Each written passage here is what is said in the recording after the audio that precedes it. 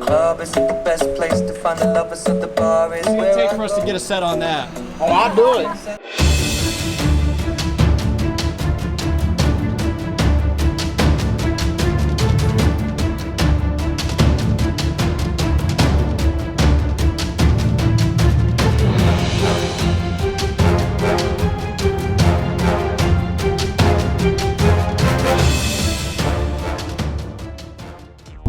The last thing you want to do after you go on vacation is go back to work.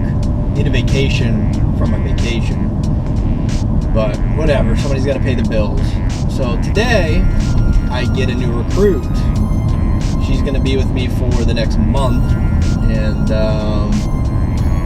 teach her how to do this job. She's already in her third phase.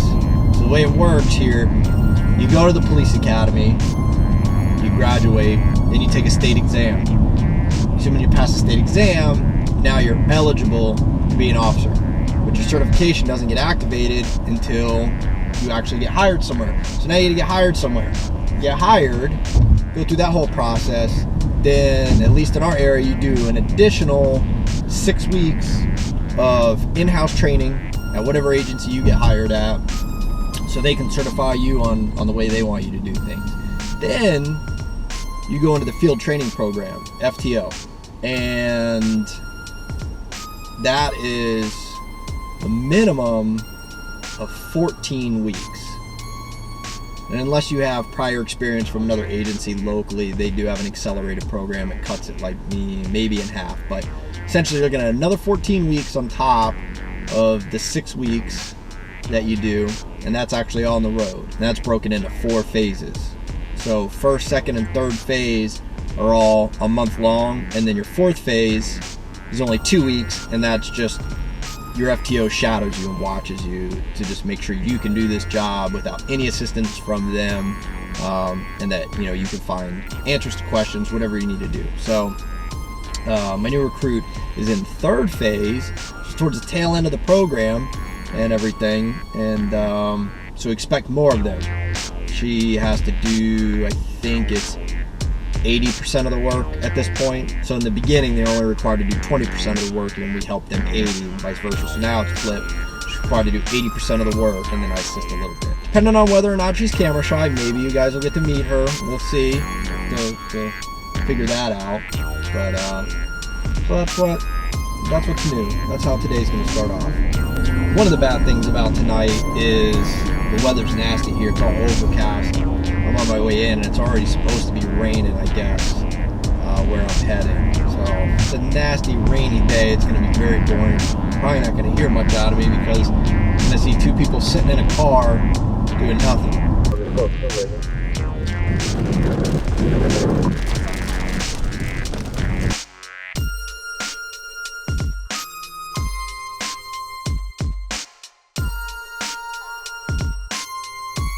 Alright, so one of the things that people complain about different things about being an officer. The uniform, the vest, it's hot, this, that, you know what I don't like, and maybe I'm petty, is all the rattling in this car. I don't know if you guys can hear it or not, but everything rattles and squeaks and makes noise in here.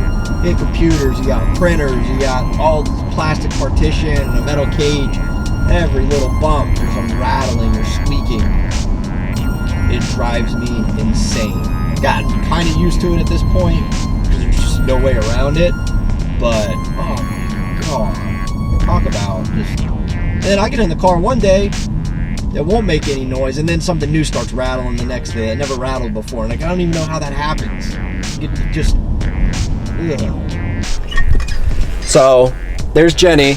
I told you that you would meet my recruit. So the people we just dealt with were a little intoxicated, and they always get philosophical. So we just had an interesting conversation. The guy looks at me and says, "Do I think this hurricane is a natural phenomenon or if it's man-made?"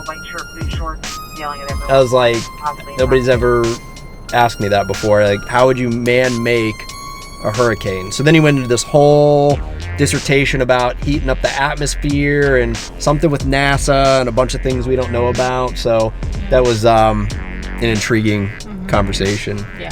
The guy's probably right. Yeah. And I don't believe anything that he says.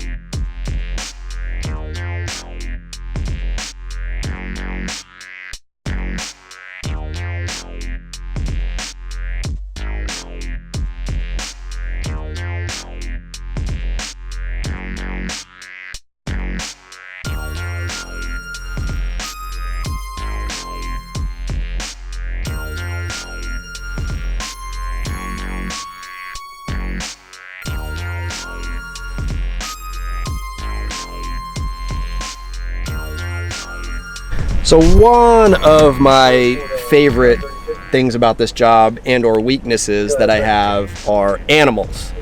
And we get tons of animal calls, and when I can, I try to help them out as much as I can because they can't care for themselves, unlike us. And then every once in a while, you're driving down the street with your recruit and you find puppies running in the street. So there are two of them, and we got out, stopped them before they made it out into the road. This one, a puppy, is super friendly, and he came over to us, but the other one was a little, and it's not a puppy, and so it just ran across the street, and Jenny just went chasing him across the street, stopping cars in the process, so he did not get squished. So I'm going to pick her up right now and see if we can find their homes. You can come out? You can come out? You can stay out of my Nutri-Grain bars.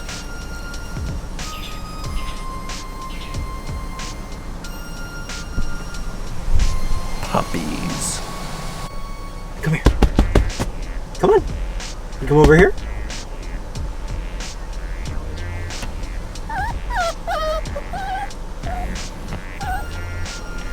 Come here, silly goose.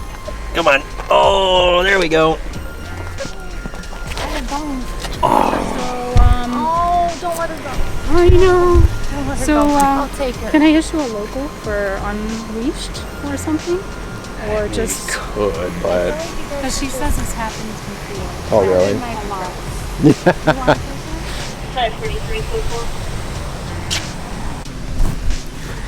So we found the owner. The dogs are home safe and sound now. That's obviously our main goal in this, but she was read the riot act for basically allowing them to run around like this because that is super not cool. I mean, they were running by a busy road and they almost got squashed. So another one closed.